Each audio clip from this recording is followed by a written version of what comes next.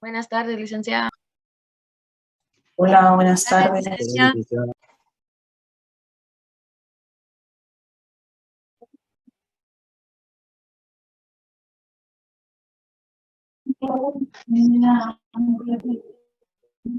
Vamos a dar un minuto nada más a que se terminen de conectar y todos puedan encender sus cámaras, así comenzamos con toda la semana.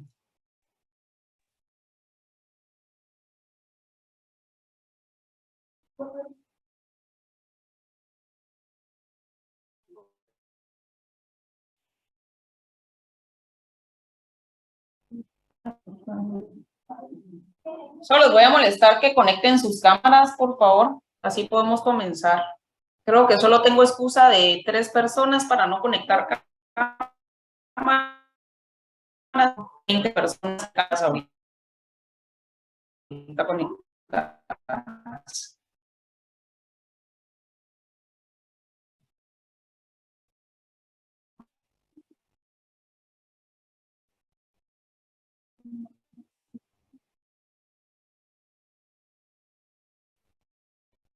Buenas tardes, licenciada. ¿Me escucha? Sí. Es que sí, con una consulta, yo le escribí a su correo porque este año estoy trabajando, entonces a partir de abril voy a salir a la 1 de la tarde y ahorita salgo a las 2 en punto, entonces salgo corriendo de trabajo. No me da tiempo de llegar a casa, entonces le escribí que en algunas ocasiones encender la cámara. No sé si De los que no voy a borrar, así como Londi. Gracias, Vicky. O sea, Carolina Nicteo Orozco Velázquez. A ver, Carolina, cuéntenos, ¿cuál fue la tarea para hoy? Tengo algunas caras que no había visto con anterioridad, pues bienvenidos a Derecho Financiero si no los había visto. Ya llevamos 2 clases, el lunes pasado y el miércoles pasado, y ya para el miércoles pasado, el martes, les envié los textos que entran en el primer parcial. Solo para recapitular un poquito, porque veo que hay algunas caritas nuevas dentro de nuestro curso. Dentro de las condiciones del curso son bien sencillas. Número 1, siempre vamos a tratar de comenzar con puntualidad, donde el objetivo es respetar su tiempo. Si se han dado cuenta, mi clase es muy puntual, creo yo. Ya el contenido está como bastante bien dado, ¿verdad? Así como los folletos. Me gusta mucho que la gente sea participativa y sobre todo el poderlos conocer. Si bien es cierto, no tenemos la capacidad de estar de manera presencial, pero para mí sí es bien importante poderle dar cara a cada uno de ustedes. Entonces, pues ya saben que estoy abierta a cualquier comentario con el objetivo de que ustedes, pues obviamente, abstraigan los conocimientos de la mejor manera, al igual que seguramente yo los voy a abstraer de ustedes. Entonces, Carlos, hablando de la semana pasada, cuéntenos sobre qué era la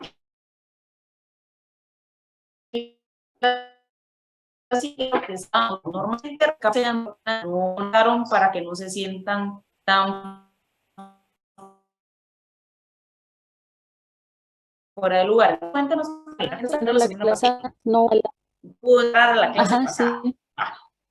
Yo, Jocelyn Barrera. Bueno,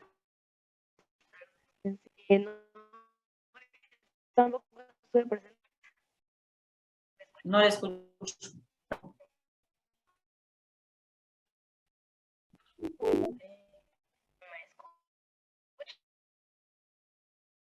Así como bien. Yo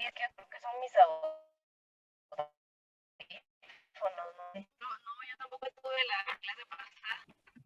Que el impuesto sobre la renta. Eso.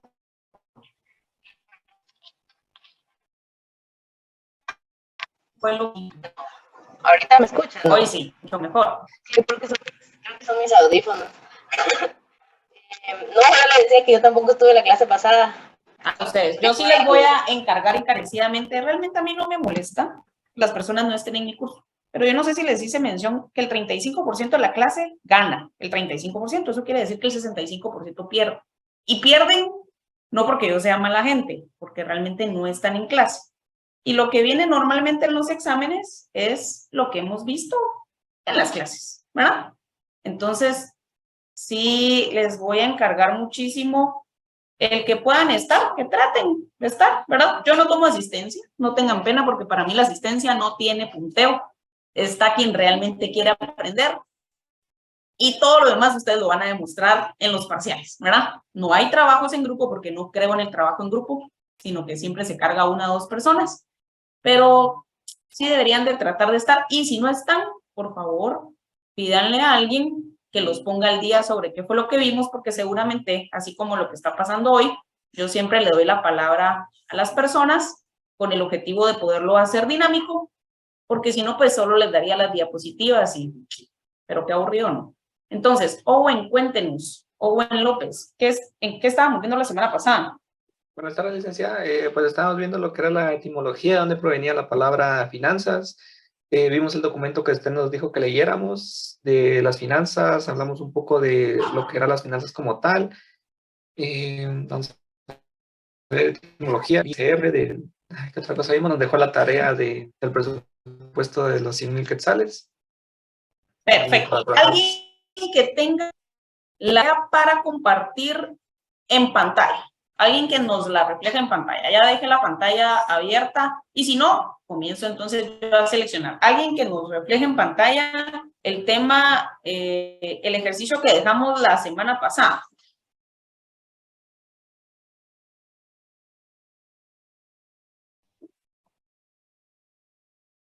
¿Algún valiente? Igual no hay ninguna respuesta errónea, solo medianamente errónea, ¿verdad?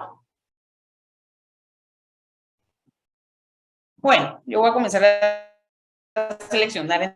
Para los que no estuvieron la semana pasada, igual si no estuvo, por favor nos aporta. No importa que no haya estado, por eso les voy a dar el caso otra vez, para que lo puedan abstraer, analizar rápido y los que sí estuvieron seguramente lo hicieron, lo pudieron analizar un poquito más lento. La semana pasada yo les estaba comentando sobre el folleto de las finanzas personales y de las empresas. Y sobre ese tema veíamos que eran los activos, los pasivos y el valor neto.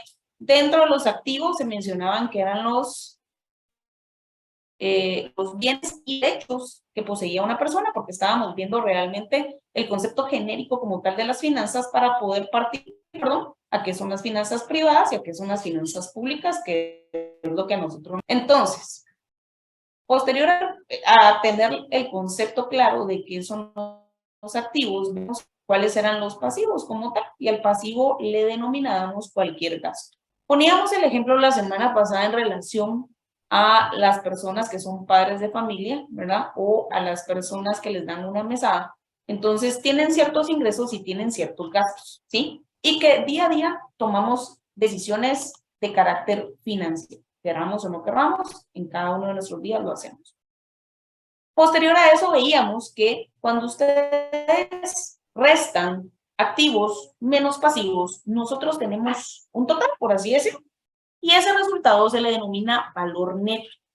Según el valor neto que yo tenga, yo puedo tomar 4 decisiones de tipo financiero, que yo les mencionaba a ustedes, que era el CAFI. ¿Qué es el CAFI? El consumo, el ahorro, el financiamiento y la inversión. Y ustedes en el folleto pudieron visualizar qué significaba cada una de estas 4 decisiones de tipo financiero. Posterior a haber explicado eso, yo les decía que dentro de las finanzas de las empresas y que el folleto así lo desglosa, el folleto, claro está, hay que tropicalizarlo al código de comercio, por así decirlo, y eso lo platicábamos en la primera clase, en relación a los vehículos jurídicos con los cuales podemos comercializar, ¿verdad? Porque estamos hablando desde la perspectiva empresarial financiera. Que esos vehículos jurídicos como tal son una empresa mercantil, o sea, si tropicalizamos el folleto, habla de personas individuales y personas colectivas, ¿verdad? Entonces, que si nos mencionábamos una persona individual,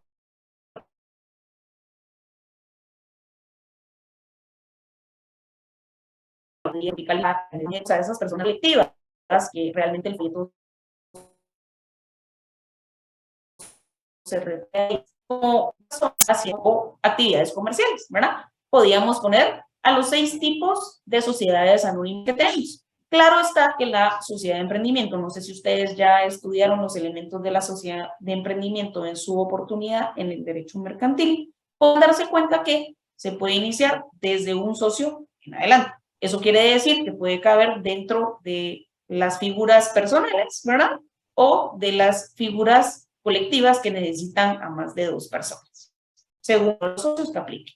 Entonces, derivado de todo lo anterior, había una chica, no recuerdo su nombre en este momento y me voy a disculpar porque soy muy mala para los nombres, pero para las caras soy muy buena y por eso me gusta verlos, ¿verdad? Para que se me quede y sepa quiénes son los que participan, quién participa, quiénes son los pilas, quiénes leen, quién realmente cuando hace ojos de que está súper desconectado y no entendió nada o solo hace cara de que sí leí, pero leí cuando los veo. Entonces, les platicaba la semana pasada, una chica nos comentaba en la clase y nos aportaba de que ella tiene una ropa de venta de ropa interior, una venta de ropa interior, que ya no nos pasó tampoco el contacto, porque le dije que de repente le comprábamos por acá, que tenía clientes potenciales. Nos quedamos a la espera de eso. Pero bueno, nos platicaba cuánto más o menos generaba, cuáles eran las decisiones financieras que ella tenía que tomar. Derivado de todo lo anterior, y haciéndoles ya el preámbulo de la clase pasada, yo les dejé un caso para las personas que no estuvieron.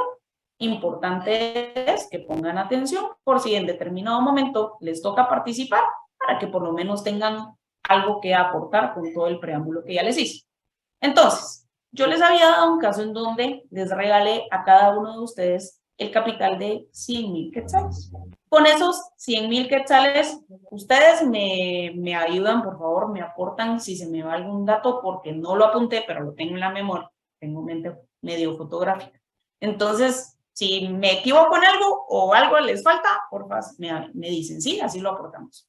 Entonces, cada uno de ustedes tiene un capital de 100,000 quetzales. Con esos 100,000 quetzales, cada uno va a poner un restaurante de comida. Pero yo les decía que para algunos 100,000 quetzales y poner un establecimiento de comida puede ser mucho y para otros puede ser muy poco, según el modelo de negocio que nosotros tengamos. Platicando en relación al modelo de negocio, yo les hice mención y les mostré en pantalla la semana pasada que tenemos un modelo Canvas, ¿verdad? Y que podían utilizarlo si ustedes deseaban como respaldo para poder crear el modelo de negocio de su restaurante. Dentro de este modelo de negocio, pues estaban la propuesta de valor, el público objetivo, mi segmento de mercado, cuáles son los insumos que yo necesito, ¿verdad? Pero yo les hacía mención a ustedes que iban a tener, ahí apóyenme un poquito, 3 empleados, creo yo, no sé si 2 o 3, ustedes me corrigieron, 2, excelente, me encanta que lo puedan poner así, 2 empleados, ¿verdad? Que por lo menos debían de ganar el salario mínimo, no les dije cuánto era el salario mínimo, claro está, que del año pasado para ahorita ya aumentó, así que deben de tenerlo actualizado, ¿verdad? Entonces que por lo menos debían de tener el salario mínimo y que debían de cubrir operaciones al menos a 6 meses plazo, ¿sí? Alquilando un local comercial para poder colocar el establecimiento. Que dentro de eso ustedes debían de tener sus activos menos sus pasivos, pero que ustedes derivado de eso debían de tomar 2 decisiones financieras. De esas 2 decisiones financieras, de las 4, porque tenemos el CAFI, recuerden, ¿verdad? De esas 2 decisiones financieras, ustedes debían entonces que explicarlas.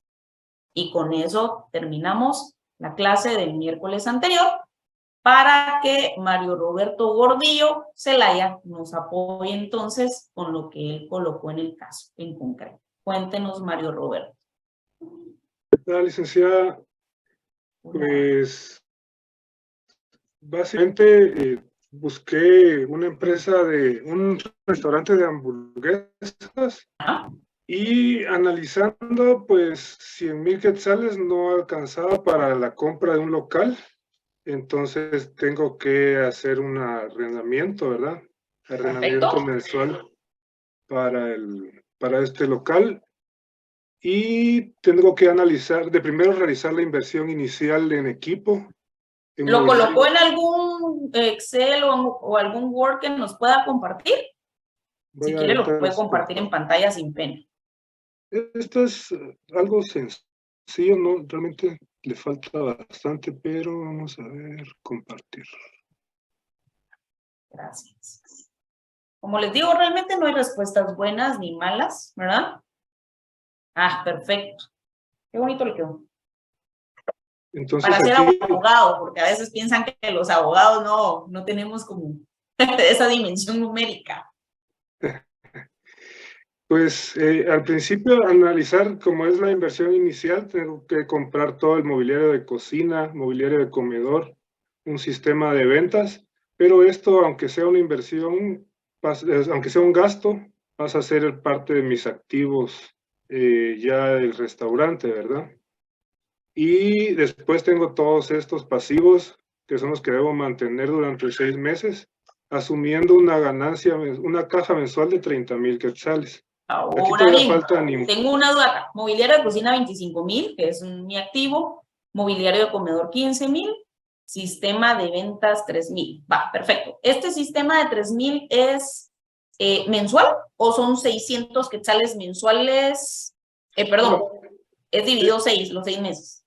En este sistema, sería el gasto mensual de todo, pero este gasto sí sería una única vez, porque sería el software y todo lo necesario para poder vender computadoras y lo que necesito para poder vender, ¿verdad? Ah, va. La renta sí es mensual. Sí, la renta es mensual y todos estos pasivos son mensuales. O sea, el pasivo de 40,983 sería mensual. O sea, la renta, perdón, pasa a ser 30,000 quetzales, si no estoy mal, ¿verdad? En 6 meses, sí. Sí, porque estamos contemplando que es a 6 meses, solo medio corrigiendo y aclarando para las personas que lo hicieron, puedan ir viendo cómo lo desglosaron ellos también. Va, esa renta mensual a 6 meses plazo son 30,000 entonces, ahí se modificaría la cantidad, nada más lo multiplicaríamos por 6, ¿verdad? Ajá. Entonces, después el cocinero, eso también es mensual, él gana 4,200 mensuales. Mensuales, sí, igual. Eso quiere decir que, vamos a ver, si quiere vayamos poniendo el numerito a la par, solo haciendo esa operación de 5 por 6 son 30 y 4,200 por 6 son 25,200. 3,800 por 6 son 22,800 y pues, y ahí, ufa, se nos fueron los 100,000, ¿ah? Cambió la cosa. Sí, pero lo que pasa es que veía, todo esto está supuesto para tener una caja mensual de 30,000. Ingresos. O sea, cada mes tendría un ingreso de 30,000, lo que se aumentaría a los 100,000 iniciales, ¿verdad? Ok, 30,000 por 6 son 180,000, más 100,000 son 280. Yo soy más mental. Nunca he aprendido a utilizar tan perfectamente las fórmulas. 180,000 sería. Excelente, 180,000 menos los 90,000, que es la mitad al final de cuentas, son otros 90 que quedan realmente de remanente como tal. 180 menos 90 son 90, ¿no? Sí, bueno, este sería activo, ¿verdad? Entonces. Sí. Este Ahora una consulta. Esos 73,000 que aparecen en los activos debajo de la caja mensual, ¿qué representan? Este sería la sumatoria de los activos en el primer mes. Entonces, cada mes tendría una diferencia asumiendo una caja mensual de esto. Pero esto es lo que no tengo seguro, ¿verdad? Lo que sí tengo seguro es los pasivos, eso no hay opción de quitarlos. Ahora, el ingreso, eso es lo que depende mucho de las ventas. Ok, si yo los pasivos no tengo manera de quitármelos y los pasivos me dan 40,983 mensuales. Así es. ¿Sí? Eso lo multiplicamos por 6. Son 425 ángeles. No, 425. esta es la suma de los dos. ¿No? 6, 6, 12, 24, 240 y pico de miles van a ser. Vamos a ver aquí. 6 por 245.899. Ok, entonces tengo de valor neto, tengo números rojos o números verdes según la proyección que tengo a 6 meses plazo. Según la proyección, sí. Según la proyección a 6 meses, tendría números rojos si no logro tener una caja mensual más. O sea, eso quiere decir que tenemos 180,000 quetzales menos 245,000. Nos va a dar un resultado de 65,899.20, ¿no? Creo. Restémosle. Así vemos cuál es nuestro número rojo.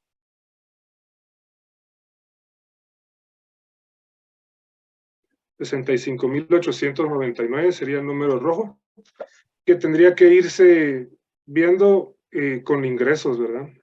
Ok, o sea, estamos en rojo. Perfecto. Estamos en rojo. En este negocio, en el de las hamburguesas, a 6 meses plazo, estamos en rojo. Va. ¿Qué decisiones financieras? Tenemos 4 decisiones financieras. ¿Por cuáles optó? Bueno, tengo que, de primero, ¿cuál era? Ahorro, que no me recuerdo. El CAFI. No me acuerdo el CAFI en el examen, por favor. O sea, consumo, ahorro, inversión y financiamiento, ¿verdad? Sí. Pues de primero sería, entre la decisión primera sería el ahorro y el consumo, siento yo. Tengo que consumir para intentar producir más en el restaurante. ¿El consumo es comprar de nuestro lado, por así decirlo? Bueno, sería inversión en todo caso. No podemos invertir porque estamos en rojo. No hay en rojo, sí, es cierto. Sí, entonces no me queda otra más que intentar ahorrar y planificar. ¿Cómo ahorrar si estamos en rojo? Ahí no hay ni con que rasquemos. No le sacamos. Sí, estamos a un déficit, si dividimos el 65,890.20, creo que más o menos nos da, estamos hablando que es a 6 meses, nos da más de 10,000, nos da como 10,800 y piquitío de déficit mensual. Sí, más o menos. Entonces, no podemos ahorrar. No se puede ahorrar. La opción sería, bueno, sí, intentar reducir los gastos para que no haya ese número rojo. El UVIA nos dio una buena respuesta. O aumentar las ventas, ¿verdad? Pero, ¿y qué pasa si nosotros, así como lo menciona el UVIA, que creo que sería la opción más apta, si optamos por un financiamiento? Bueno, en el financiamiento tendría que tener, bueno, tengo un capital disponible inmediatamente, aumenta mi capital disponible inmediato, pero también tengo un pasivo que se va a agregar mensualmente durante lo que dure el financiamiento. Total. Tengo que analizar el riesgo de si podría, al analizar mis ventas a esos 6 meses, si eso podría cubrir el financiamiento al que voy a optar, ¿verdad? Mire, Oscar más fácil dice, y si no nos ayuda el financiamiento, optamos por la quiebra. Ese Oscar sí. Más sencillo, ¿va? Empezamos otra vez. Vendemos nuestro mobiliario que teníamos como activo y salimos tablas por lo menos. Ese sería en el peor de los casos. Muchísimas gracias, Mario. Me encantó también el hecho de que haya colocado lo de la empresa mercantil. Se oye como empresa mercantil, según veo, ¿verdad? Sí. Perfecto. La estructura comercial es sumamente importante. Perfecto. Muchísimas gracias, Oscar. Vamos a ver, ¿alguien más que quiera colaborarnos antes de que a dedo lo convoquemos? Está abierta la pantalla para que puedan compartir sin ningún problema. Y si no, le podemos decir a Pedro David López Pérez que nos ayude con nuestro casito. A ver cómo le salió Pedro David. ¿En qué invirtió? Principalmente era un puesto de tacos, aunque sí, como dijo el compañero, los 100,000 cuesta un poco ahí nosotros poder definirlo para que nos dé rentabilidad, ¿verdad? Pero ahorita le presento mi pantalla. Gracias. Pero Creo que acá. tenemos un local, ¿verdad? Igual, rentarlo, porque para que nos pueda dar efectivamente, ¿verdad? Entonces, busqué prácticamente en Marketplace, que es lo que más accesible tenemos ahorita, y encontré uno que es como de 3,000. Pues acá tendría que cambiarle porque creo que le dije 3,200, pero eso no nos daría la suma porque serían de 3,000. Y Espérese, vámonos rubro por rubro, porque si no, no le vamos a vamos a comprender. ver, solo voy a corregir acá para que no se me pierda. Gracias. Aquí estamos, arriba. Entonces, activos prácticamente solo son los 100,000 que usted nos otorgó como presupuesto. Pues, contrato de prácticamente es lo único arrendamiento, que tenemos ahorita porque tenemos que escribir todo lo demás. partamos desde arriba, dirían. Contrato ese es contrato, arriba, por favor. Ya nos bajó la pantalla. Vamos parte por parte. Acá, pues esto será como solo mi planteamiento. No, pues usted puso general, contrato desde arriba, comenzó a colocar ya, a invertir de los 100, 300 quetzalitos en el contrato. Arriba, más arriba. Acá solo es como mi planteamiento general de como pues todos los puntos que tiene que tener en cuenta. Espérese, pero usted puso más arriba el contrato de arrendamiento, si no estoy mal, arriba, más arriba. O sea, en el tope de la hoja. Ahí está, en el tope de la hoja. Bueno, sí, esto es como el ejercicio que apunté de lo que luego acá. Ok. Nada más este contrato que dice pago único, que es 300, no sé si se refiere a esto. Sí, pero suba un poquito para que veamos desde el inicio sus montos, por favor. Ahí, tarea resuelta, requerido. Con el presupuesto. Bueno, tarea resuelta. Justamente plazo de operación, anticipo 6 meses los empleados. Perfecto. Presupuesto 100,000 quetzales, 2 empleados, salario por empleado, decreto 353-2022, mensual. Perfecto. Ok, y ahí no lo multiplicamos por... Te podría decir si quiere, por 2 y por 6, ¿verdad? O si quiere por 12 para que hagan los 2 empleados 6 meses cada uno, porque me imagino que le puso el mismo sueldo a cada uno. Vamos a ver, ahí está. Justo aquí en pasivos tengo 2 empleados, que sería 3,416.38 por cada uno, incluyendo la bonificación. Y pues total me da de los 6 meses, ¿verdad? También agregué el IX. Y pues luego los ¿La dos cuota del IX de por patrono y de trabajador o solo de trabajador? Solo de trabajador, yo sí, si me muero, que me ayude Dios. Y entonces, no es porque Sí, si me muero que me ayude Dios.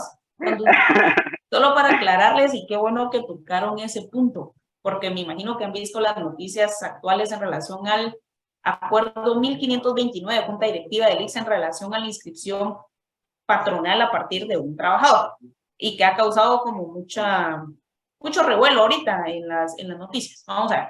Les voy a comentar nada más de manera muy rápida porque igual cuando yo estudiaba, así como ustedes, pues no sabía este tema del IX y que del IRTRA y que de, bueno, tanto pago que uno tiene que hacer y que impuestos y tanta cosa. Pero bueno, solo para hacer así un feed súper corto, una cápsula informativa, dirían, mejor que el noticiero. El IX tiene 2 cuotas. Tiene la cuota patronal y la cuota del trabajador. Cuando un patrono se inscribe en el IX para que sus trabajadores puedan tener el beneficio del IX como tal, para que puedan ser afiliados, el patrono debe de pagar, porque el IX es como una aseguradora grande, ¿verdad? ¿Qué servicio les da esta aseguradora? Si lo quieren ver así, les da el EMA, que es enfermedad, maternidad y accidentes. Esto quiere decir que si algún empleado se enferma, pues puede recurrir al IX. Se han dado cuenta ustedes que muchas personas van por sus medicinas al IX. Que si una chica está en estado de gestación, ¿verdad? Puede tener su parto o pues puedan tener su embarazo en el IX, ¿verdad? Tiene derecho a que se le pague en relación a su suspensión. Y accidentes, pues las personas tienen igual derecho a atención médica y a que se les atienda. Entonces, este es el primer rubro que cubre el IX cuando ustedes pagan ese seguro, si lo quieren ver así. Yo siempre he dicho que el IX es una aseguradora, es la aseguradora del pueblo, ¿verdad? Y tenemos el IBS, que es invalidez, vejez, sobrevivencia. ¿Qué quiere decir esto? Invalidez, si alguno de los empleados se lesiona muy gravemente, en el IX existe gran invalidez e invalidez total. Gran invalidez es cuando las personas tienen un 65% de imposibilidad de trabajar, ¿verdad? Se quedan algún accidente, ejemplo, hay una cosa que le denominan en el ICS los baremos, y con eso es que miden la gran invalidez y la invalidez total. Entonces, ¿qué sucede si una persona, tal vez un constructor, se cae de algún techo y de repente, yo no sé, un accidente muy grave y le tienen que quitar una pierna, amputar una pierna, la palabra correcta? Entonces, se hace un análisis y ejemplo puede entrar en la gran invalidez, que es tener un subsidio de X porque él no puede trabajar de manera adecuada como lo hacía anteriormente, o una invalidez total, que quiere decir que ya no puede seguir trabajando derivado de un accidente que tuvo, ya sea trabajando o no trabajando. Entonces, esto es la I del IBS porque es invalidez. La D, vejez, quiere decir que posterior a que las personas, los afiliados del ICS, los que tienen derecho al ICS, ejemplo, los empleados, cumplen más de los 60 años, tienen la opción a poder gozar de una pensión, claro está, que deben de cumplir con ciertas cuotas que son 260 cuotas, ¿verdad? Las que se deben de cumplir. ¿Cómo se computan esas cuotas como tal? Esas 200, cada cuota es mensual, si lo quieren ver desde ese punto de vista. Hay personas que comienzan a trabajar muy jóvenes y entonces comienzan a pagar X desde jóvenes y tal vez trabajaron en una empresa 5 años y la empresa pagó X 5 años, llevan 60 cuotas porque son 60 meses dentro de los 5 años. Después se quedaron sin trabajar un par de años y volvieron a trabajar en otra empresa otros 10 años, me voy a inventar. Con esos 10 años ya tienen 120 cuotas más, las que se suman a los años anteriores, a las 60 que llevamos tenemos 180 cuotas. La cosa es llegar a 240 cuotas.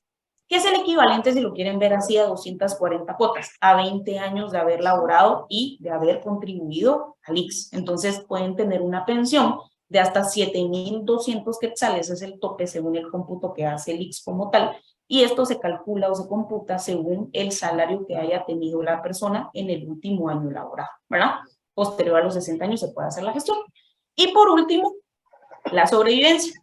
La sobrevivencia es cuando una persona es pensionado del ICS y fallece, y entonces, ejemplo, la esposa puede solicitar que le quede a ella la pensión del fallecido.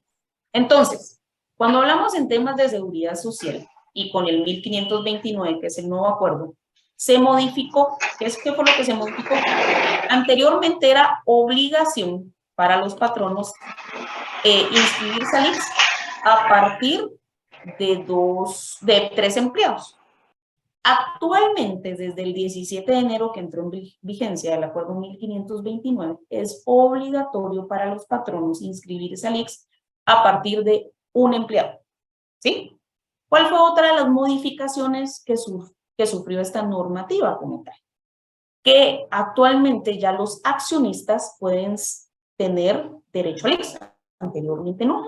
Los representantes legales también, y las esposas de las personas que tengan empresa mercantil. Ejemplo, como nos lo mostró Roberto en el caso anterior. Él constituye una empresa mercantil, si él estuviera casado, su esposa tiene derecho al seguro social. ¿Qué es lo que evalúa el ICS realmente en relación a la relación de dependencia con los representantes legales, con los accionistas, con la esposa del propietario de la empresa mercantil?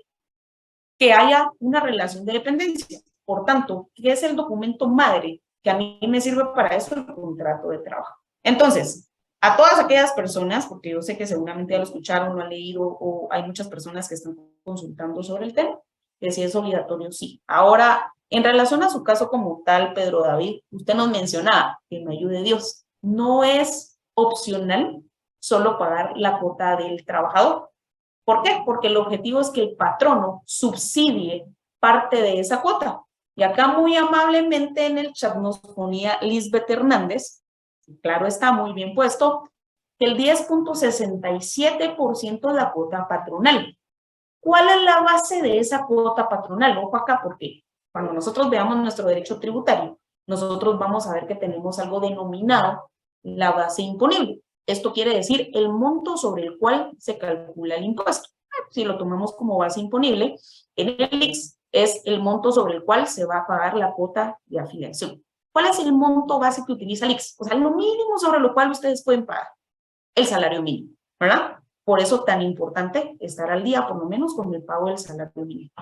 Sobre ese salario mínimo, el patrono paga el 10.67% de cuota patronal y el trabajador paga el 4.87%, ¿verdad? Más un 1% de INTECAP, un 1% de IRTRA. Entonces, si se dan cuenta, en relación al ICS, es más o menos el 15 y piquito por ciento que se paga sobre el salario mínimo para tener derecho a lo que yo les había mencionado anteriormente del EMA, enfermedad, maternidad y accidentes, y al IBS, que es invalidez, vejez y sobrevivencia, ¿verdad? Entonces, si hay que colocarlo, estuvo muy bien. Me encanta que en el caso que sea tan responsable socialmente hablando, ¿verdad? Que esté colocado como tal, pero no es opción el no pagar la cuota patronal. Entonces, solo el corte informativo, por si no lo sabían, para que lo sepan, si en algún momento se los preguntan en el privado, ustedes ya están preparados con el tema del ICS. Sigamos, Pedro, por favor.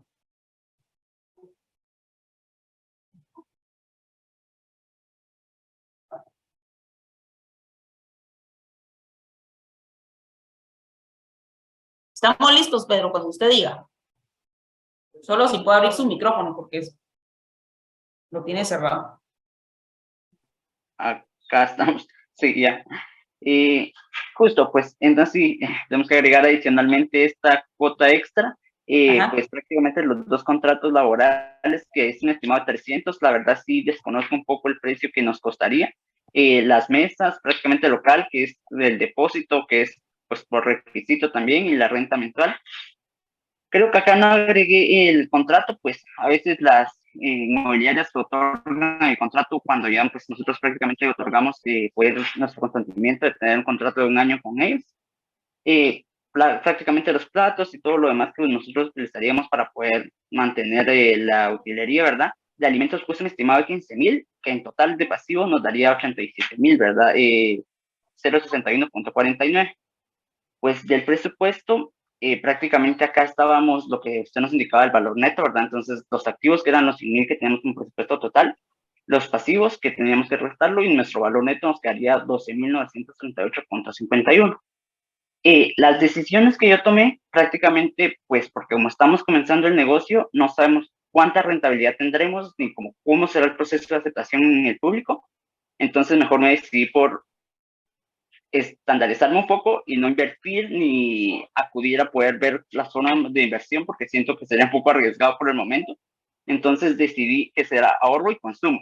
Este consumo prácticamente cubriría lo que mi sueldo que no puse ahí, entonces este consumo sería prácticamente para nosotros poder mantenernos, pero teniendo en cuenta que el negocio nos estaría dando pues 72 clientes por día que gastarían lo mínimo de 50 quetzales a 6 días de la semana que estaría trabajando el negocio. Entonces, de ahí prácticamente tendremos nosotros que recurrir a poder adquirir capital y poder pagar lo de los alimentos que nos serviría para poder seguir funcionando los siguientes meses, aunque también tenemos un ahorro que sería de 8,938.51, que también nos serviría en caso de emergencia de que pues no llegamos a los clientes específicos o no pudimos cumplir nuestro objetivo de ventas o tuvimos algún problema con algún tipo de problema que surge en los negocios, ¿verdad? Entonces prácticamente esas dos fueron mis decisiones, el ahorro y el consumo. ¿Cuál es nuestro margen de utilidad? En los alimentos, porque usted puso. En los alimentos. Tengan en consideración, clientes, 72 clientes al día, 432 al mes, que está súper bien. 1,728, me imagino que por los 6 meses ha de ser ahí, ¿verdad? Sí, sí, gastan lo mínimo, que son 50 por cliente, que nos da un total de 86,400, pero nuestro margen de utilidad, de ejemplo, que sea el 50%, porque el alimento siempre tiene un margen de utilidad bastante grande. Eso quiere decir que tenemos 43,200, ¿verdad? Porque solo partan cada número en 2 y de 8 son 4, de 6 son 3, de 4 son 2 y de 0 no sé. ¿Verdad? Entonces, eso lo podríamos poner a nuestros activos como tal. Perfecto. Y nos variaría un poquito, ¿verdad? Porque usted sí está midiendo como tal y está muy bien. la proyección de clientes para más o menos proyectar que sí voy a tener ganancias. Sí. Ujú. Ya supongo que después de Covency, ya cuando esté un poco más estable, en mi consideración podríamos optar por un financiamiento en una inversión para poder nosotros crear nuevas sucursales o crear puestos más pequeños que nos den más rentabilidad al comercio.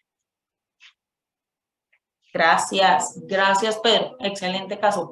Vamos a ver, Fernelli Aroch, compártanos su caso, que sí me llama muchísimo la atención que pone Fernelli, y eso es cierto. Algo que no se ha tomado en cuenta hasta el momento es el gasto de gas, luz, agua, recolección de basura, insumos de limpieza, y con las secuelas del COVID, la inversión de un termómetro fijo y dispensador de gel antibacterial, que seguramente sí lo tomó en consideración. A ver, Fernelli. Buena tarde, licenciada. Hola, Fernelli. Esta es mi primera vez con usted, ya que pues yo hice mi traslado de centro universitario de Huehue para la central. Ajá. Entonces es mi primer clase, es la primera clase en la que me meto, pero me llamó la atención el caso. Entonces, pues con un poquito de experiencia, que uno de mis hermanos pues maneja un local comercial de comida. Algo que siempre era, en Huehue, algo que siempre repetía era esto: el gasto de luz, de agua, de gas, la recolección de basura, porque son gastos que están fijos, o sea, los vemos mes con mes y que a veces hasta se lleva una buena parte de las ganancias. Entonces, con el caso que compartían los compañeros, pues me pareció un buen aporte mencionarla únicamente. Súper, excelente. A ver, Fernelli, usted que tiene experiencia en el tema y nos va a aportar un montón, y muchísimas gracias por la presentación, el aporte, y bienvenida al curso, ojalá que le guste. Tanto como todos los demás, seguramente.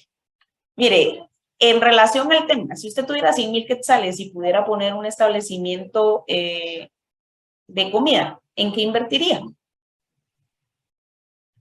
Bueno, algo que comparto con el compañero anterior es tal vez en los tacos. Yo creo que es algo que es sencillo, fácil de preparar. También el hecho de que no lleva una lista de ingredientes demasiado complicada en comparación a lo de las hamburguesas.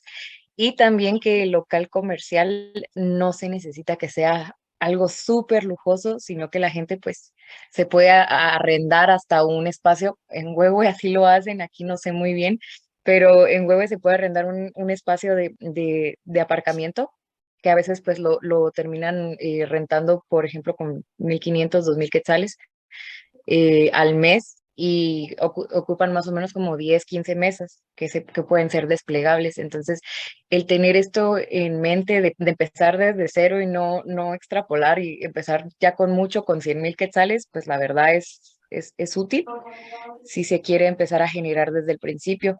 Si no, pues nos declaramos en quiebra, como lo dijo un compañero en los comentarios anteriormente. Entonces podemos empezar así desde algo pequeño. También los famosos comedores, que hay varios comedores que han empezado desde cero y se han convertido en cadenas de restaurantes. ¿Podría ser?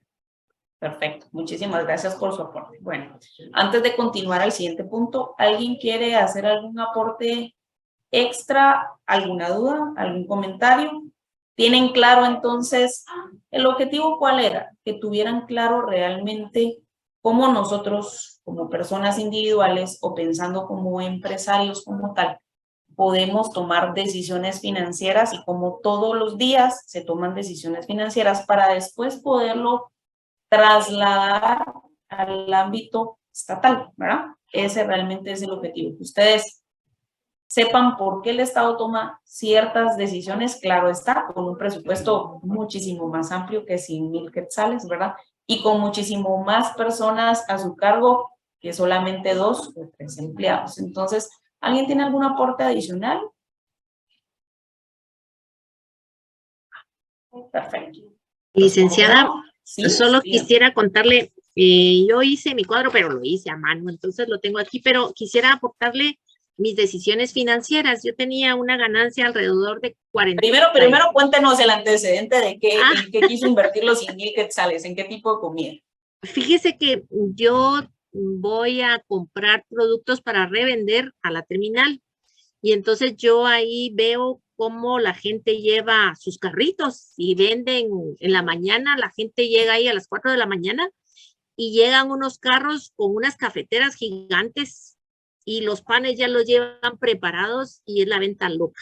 Entonces yo pensé, primero, porque tuve varias ideas, primero pensé en un carrito para vender almuerzos, planeando vender más o menos 100 almuerzos diarios, pero de ahí empecé a hacer cuentas y solo tener el vehículo era un problema y bueno, entonces fui cambiando de idea.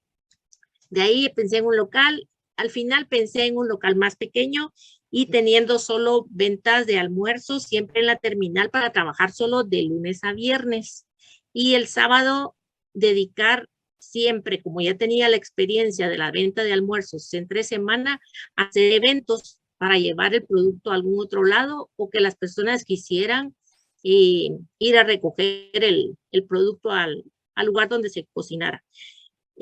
Después también pensé que eso también iba a poder tener algún conflicto, entonces decidí... Pasó por 2 negocios y los 2 fueron, solo no. Entonces decidí que el segundo era una mejor opción, pero en lugar de eventos, o si los eventos se complicaban, podría tener una asociación con alguno de mis compañeros, porque aquí iban a haber más de 100 ideas, y alguno iba a tener una demanda más grande que la mía, pero no iba a tener la capacidad de completar sus demandas, entonces yo iba a poder venderles alrededor de unos 50 almuerzos diarios a ellos extras a los 100 míos. Y entonces ahí iba a generar un dinero para tener un remanente en números verdes y ahí íbamos a estar bien. Entonces, mis decisiones financieras serían, primero, el ahorro, el 10% para lograr las metas y cubrir los eventos de fines de semana o expandirme más con unos locales más pequeños y ser como un granito de arena para crecer y no correr riesgos, porque no siempre se van a vender los 100 almuerzos, pues. Algunas veces me va a quedar comiendo yo toda la semana lo que tenga para la venta de plano. Pero como ese es el negocio, ¿verdad? Y la otra es la inversión. La inversión para crecer por medio de los eventos, ya sea los fines de semana o eventos en el local inicial o la asociación con algún restaurante, que era lo que le daba la idea. Esas son mis ideas. Muchísimas gracias, Amelia. Gracias por el aporte. Bueno, entonces, ojalá que hayan aprendido algo en el ejercicio. Casi que le vamos a llamar clases de financiero, emprendimiento, empresarialidad, administrativas y demás. Bueno, entonces vamos a continuar. Muchísimas gracias por el aporte a todos los que aportaron y a los que no hayan hecho la tarea, fundamental, por favor, que al menos lean el folleto para ir al día. Este folleto siempre entra en el examen, porque me encanta saber cómo son de innovadores con todo eso. Entonces, si no lo leyeron, ahí lo leen. Bueno, entonces se recuerdan que yo les había dicho que el segundo folleto era relacionado con el tema de la historia del derecho financiero y que lo habíamos quitado porque si se dan cuenta tenemos un folleto 0 que es uno relativo con conceptos, un folleto 1 que es el de las finanzas que acabamos de leer y ahorita vamos entonces a entrar aparentemente al folleto 2 que tuvieron que haber leído, que lo quité porque era como de 120 páginas. Entonces les voy a dar el resumen de lo que tenía este folleto, que es tal cual lo manda el programa del curso, ¿verdad? Pero que me parece que no aporta tanto la historia del derecho financiero o de las finanzas públicas como tal. Entonces, ¿cuál es el desarrollo histórico realmente de las finanzas públicas? Si lo vamos a ver a nivel de Guatemala, ¿verdad? Lo vamos a desglosar, lo desglosé por épocas. Este es el resumen de las 120 páginas. Entonces, en la época antigua, antes de la explotación hispánica de las regiones americanas, sus habitantes ya conocían alguna forma de explotación denominada, al menos por quienes dan noticias de ello, como tributo o tributación. Nosotros cuando veamos nuestro derecho tributario nos vamos a dar cuenta, porque vamos a partir de los señores feudales, ¿verdad? De la época de la corona, de la época de las guerras, de la conquista, en donde los indios pues se le daban a los señores feudales cuando se ganaba alguna guerra. Entonces eran tratados como objeto porque normalmente la tributación no era en dinero, sino lo era en especie, ¿verdad? La misma era pagada en especie, puesto que no se conocía la moneda. Y la moneda, vamos a ver sus orígenes cuando entremos a la clasificación, a una de las clasificaciones del derecho financiero, que es el derecho monetario como tal. Recordemos que los primitivos indígenas utilizaban bienes materiales como sinónimo de moneda. Lo importante de esta época es que cada persona aportaba lo que podía según su capacidad, es decir, no se impuso una cuota obligatoria como en los subsiguientes periodos, o sea, no había un tipo impositivo obligatorio como tal, un porcentaje, ¿verdad? La segunda época que vamos a ver es la época del descubrimiento y conquista de América. En el reino de Castilla existía toda una tradición de cargas hacendarias, entre las que se contaba la moneda forera, tasa en la que parece basarse desde la perspectiva del ángulo jurídico el sistema colonial de tributos, ¿verdad? Esa fue la primera moneda como tal. En la vasta legislación indiana, estas palabras aparecen mencionadas por primera vez en 1501 en las instrucciones que los reyes católicos le dieron al gobernador de Española, Fray Nicolás de Obando. Recién iniciada la organización colonial, en las instrucciones de Cortés y en los primeros organizadores de las colonias, se advertía que el tributo tasado a favor del rey de España fuera aproximadamente de la misma cuantía que el anteriormente dado por los indios a sus señores. Entonces, si se dan cuenta, en esta época pues ya había un tipo impositivo o una tasación como tal de los tributos y ya era en moneda más no en especie como inicialmente se había concebido. En los primeros años de la empresa conquistadora y colonizadora se dio en Guatemala, como en toda América, la apropiación violentísima de la riqueza y el trabajo de los indios directamente por parte de sus nuevos amos. El sistema de tributación de los indios de la metrópoli fue organizado entre 1549 y 1554 por Alonso López de Cerrato, presidente de la Real Audiencia. En un documento de la Real Hacienda de Guatemala se conceptualizó al tributo como la porción o cantidad que paga el vasallo al príncipe o señor del Estado en reconocimiento de su señorío. Cuando nosotros veamos el tipo impositivo, justamente doctrinariamente se concibe el tipo impositivo como el monto o porcentaje que se paga de un impuesto haciendo cálculos sobre la base imponible, ¿verdad? Entonces, esto de porción o cantidad viene a hacer referencia a ese porcentaje como tal. Así se explican los señores reyes don Carlos I, don Felipe II y don Carlos II, para persuadir la justicia con que exigían el tributo del indio. Porque es cosa justa y razonable que los indios que se pacificaren y redujeren a nuestra obediencia y vasallaje nos sirvan y den tributo en reconocimiento del señorío y servicio que como súbditos y vasallos deben.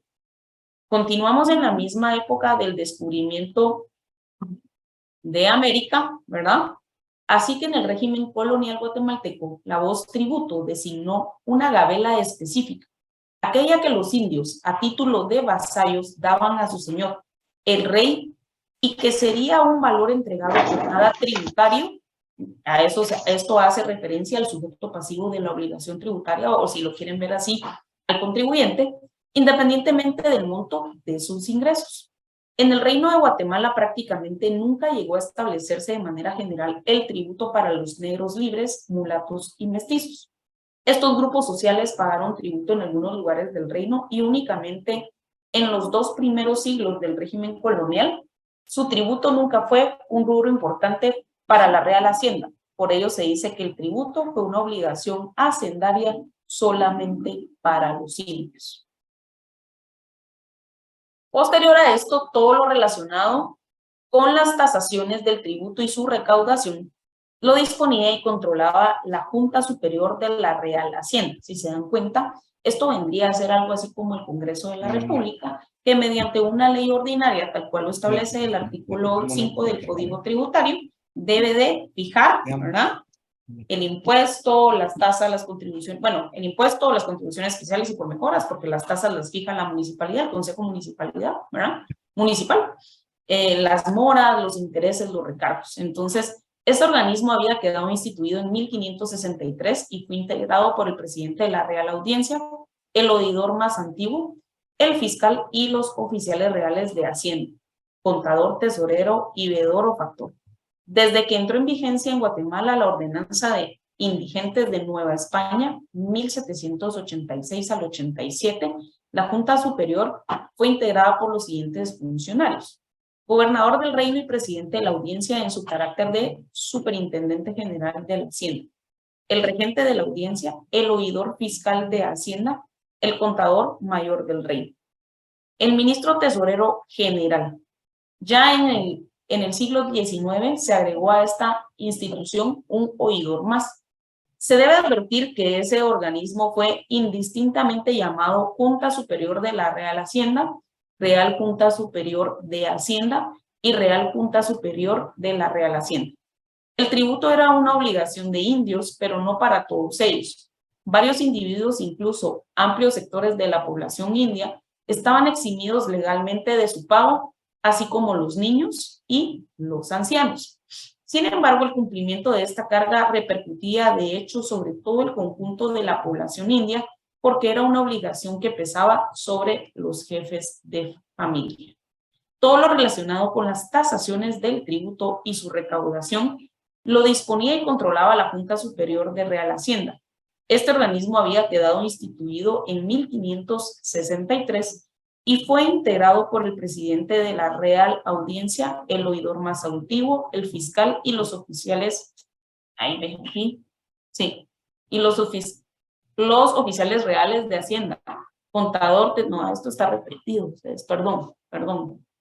Quienes estuvieron exceptuados de satisfacerlo debido al fuero reservado, bueno, eso es lo que estaba anteriormente, los niños, las personas que padecían algún impedimento físico, el grupo descendiente de los indios taxcaltecas, los legítimos caciques y sus primogénitos, los gobernadores y alcaldes indios mientras estuviesen en sus cargos y los regidores. Ellos fueron los que estaban exentos del pago de los tributos. Lo vamos a ver más adelante, igualmente, cuando me imagino que ustedes ya vieron ese concepto de exención y exoneración. La exención, la obligación tributaria nace a la vida jurídica, ¿verdad? Pero por medio de una norma se encuentra exenta del pago de las mismas. Mientras que en la exoneración no nace a la vida jurídica el hecho generador como tal. Pero lo vamos a ver más adelante. Los obligados a pagar tributos eran los indios varones mayores de 18 años, menores de 50, sin atender a que fueran casados o solteros. Sin embargo, antes de 1754 pagaban tributo los varones casados y estaban eximidos los solteros. La ordenanza de intendentes que entró en vigencia en 1787 insistió en la prescripción de que se cobrara el tributo atendiendo solo a la edad de los tributarios. Ello hace suponer que entre 1754 y 1787 siguió el cobro del tributo relacionado de alguna manera con el estado matrimonial de los indios. Los indios comprendidos entre los 13 a los 18 años de edad eran conceptuados como próximos. Legalmente estos jóvenes no debían de tributar, pero fue costumbre propiciada por los funcionarios de la Real Hacienda que pagasen alguna parte para completar la cantidad detallada por el rateo en los casos de disminuirse el número de contribuyentes en el tiempo que medía de una matrícula a otra. En efecto, el tributo era tasado globalmente cada cierto número de años a cada pueblo. Cuando entre una tasación y otra disminuía el número de tributarios entre los recursos para completar el monto tasado,